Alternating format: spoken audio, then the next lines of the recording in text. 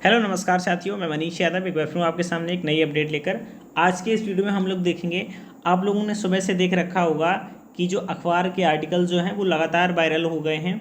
और हमने कल आपको सबसे पहले जो कोर्ट का ऑर्डर आया था उसको हमने आपको बताया था कि इसमें क्या कुछ बदलाव होने की बात की गई है, ये कब से लागू हो सकते हैं, उसमें क्या परिवर्तन हो सकता है, पूरा हमने कल आपको कोर्ट ऑर्डर समझाया था और उसका PDF भी हमने आपको टेलीग्राम पे भेज दिया था।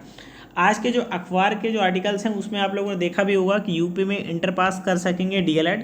विस्तार से इस खबर को आज हम लोग देखेंगे। और क्या इस साल से ही लागू हो जाएगा, अगर लागू होगा तो कैसे हो गया, क्या इसमें एंट्रेंस एग्जाम होगा, कोर्ट ने किन को राहत दी है, कौन से ऐसे छात्र हैं जो 12th के बाद आवेदन कर सकते हैं, पूरी जानकारी आपको वीडियो को अंत तक देखने के बाद मिल जाएगी। देखिए क्या लिखा है, यूपी में इंटर पास कर सकेंगे DLED। 9 सितंबर का जो शासनादेश था उसको रद्द कर दिया गया है, यानी कि आपका जो नोटिफिकेशन शासनादेश जारी हुआ था DLED में प्रवेश के लिए कि कब से कब तक फॉर्म भरे जाएंगे, वो 9 तारीख को आया था। उस शासनादेश को कोर्ट ने रद्द कर दिया है। ये प्रक्रिया 12 दिसंबर तक चलने वाली है ना। और दूसरी सबसे इम्पोर्टेंट बात ये है कि सरकार की दलील है कि उनका जो ये फैसला है वो सही है, और जो ये निर्णय आया है इस निर्णय के बाद हाई कोर्ट के फैसले को चुनौती देने की तैयारी में है विभाग। अगर सरकार डबल बेंच में जाती है, सरकार अगर सुप्रीम कोर्ट का दरवाज़ा खटखटाती है इस ऑर्डर के खिलाफ, तो उस स्थिति में क्या हो सकता है, सारी जानकारी आपको हम देने वाले हैं। फिलहाल आप लोगों ने इस चीज़ को देख लिया है। अब ज़रा एक बात हम लोग करते हैं। देखिए यहाँ पर मतभेद की स्थिति क्यों हो रही है, मतभेद की स्थिति इसलिए हो रही है कि स्पेशल जो एजुकेशन है, स्पेशल जो DLED आपकी होती है यहाँ यूपी में, उसका एलिजिबिलिटी क्राइटेरिया क्या है, 12th पास है। जो नॉर्मल DLED जैसे आप लोग करते हैं तो उसके लिए इन्होंने क्या कर रखा है, ग्रेजुएशन पास हो तभी उसका आवेदन कर सकते हैं, है ना। सरकार ने जो अब आदेश किया है वो आदेश किया है कि अब आपका एडमिशन जो है वो 12th बेस पर होगा, ना कि ग्रेजुएशन बेस पे। और ये बात आप लोगों को भी पता है कि यूपी के अलावा और जैसे जो राज्य हैं, बिहार हो गया या हरियाणा हो गया, कहीं भी, तो वहाँ क्या होता है, वहाँ DLED में प्रवेश 12th के बाद मिलता है। जैसे बुंदेलखंड यूनिवर्सिटी में ही देख लो, बुंदेलखंड यूनिवर्सिटी में BLED का कोर्स होता है और वो 12th के बाद होता है, लेकिन 4 साल का होता है। अगर इस समय यहाँ पर अगर मान लीजिए इस बार के लिए अगर ये लोग करना चाहेंगे कि 12th के बाद हम कर लें, तो संभव ही नहीं है। क्यों संभव नहीं है, ये फिर उसका एंट्रेंस एग्जाम करवाना पड़ेगा।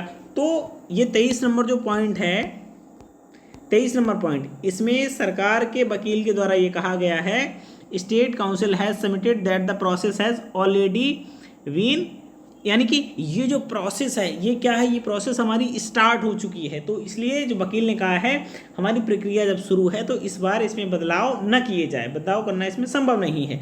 लेकिन क्या कहा है कोर्ट ने ये कहा है, the said submission of learned state council has force, but same time जो पिटिशनर हैं उन्होंने कोर्ट को कब अप्रोच किया था, 26 जुलाई को अप्रोच कर लिया था।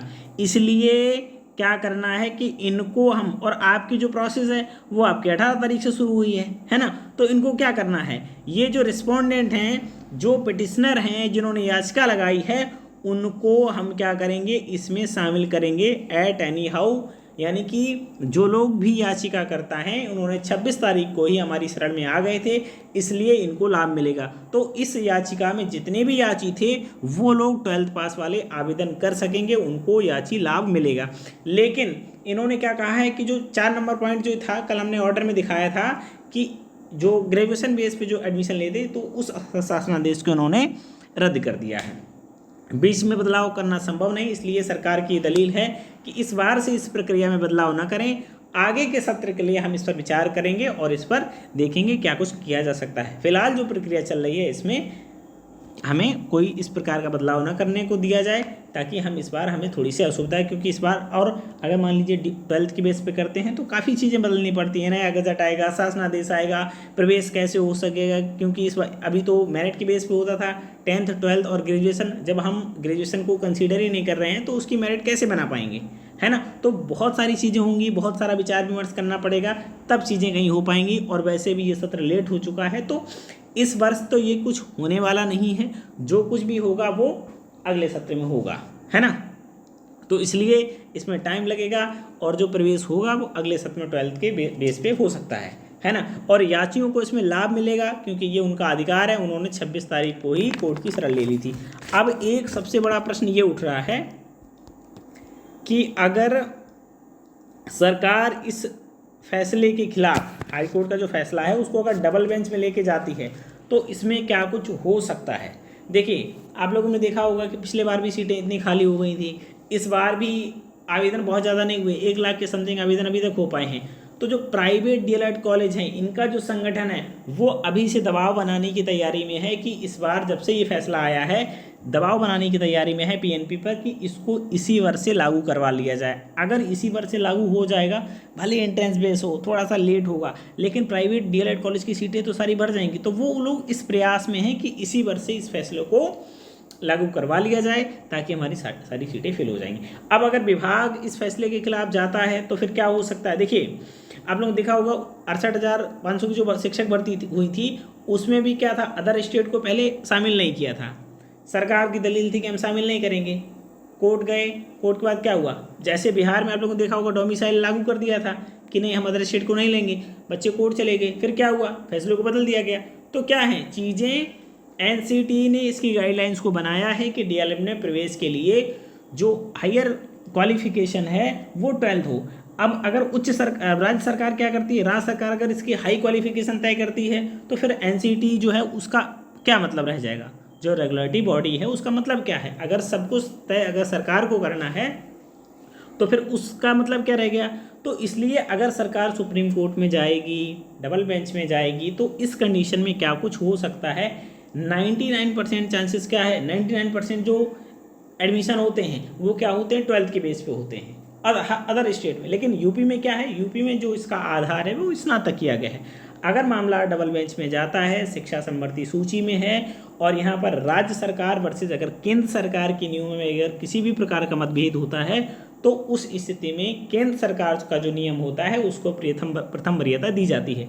अब केंद्र सरकार का जो नियम है वो एनसीटी की गाइडलाइंस के माध्यम से आता है और एनसीटी की जो गाइडलाइंस क्या कहती है, एनसीटी की गाइडलाइंस कहती है कि डीएलएड में जो प्रवेश का आधार है वो 12th बेस होना चाहिए।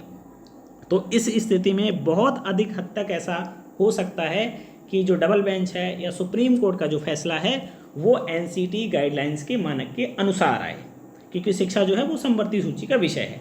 तो इसलिए इस वर्ष तो बदलाव होने की स्थिति में चीज़ें इतना सामान्य नहीं दिखाई दे रही हैं। अगर इसमें बदलाव होगा और भविष्य में चीज़ें अगर बदलेंगी तो 12th के आधार पर इसका फैसला आ सकता है। फिलहाल आज के इस वीडियो में बस इतना ही आपको जानकारी देनी है कि जिन लोगों ने इसका आवेदन किया है, जो लोग आवेदन करना चाहते हैं तो वो परेशान ना हो। 12th वाले जो हैं उन्हें इंतज़ार करना पड़ेगा।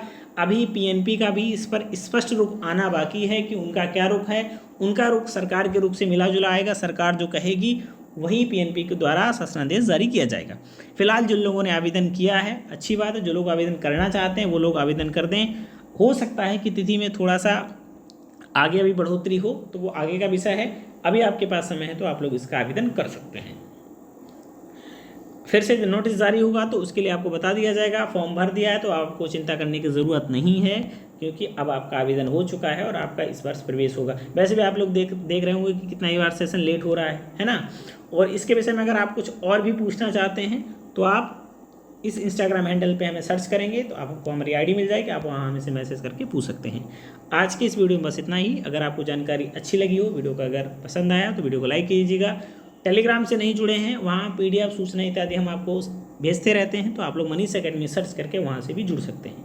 आज के इस वीडियो में बस इतना ही। पुनः आपसे भेंट होगी किसी नई वीडियो में किसी नई जानकारी के साथ। बने रहिए चैनल के साथ। Thanks for watching. जय हिंद।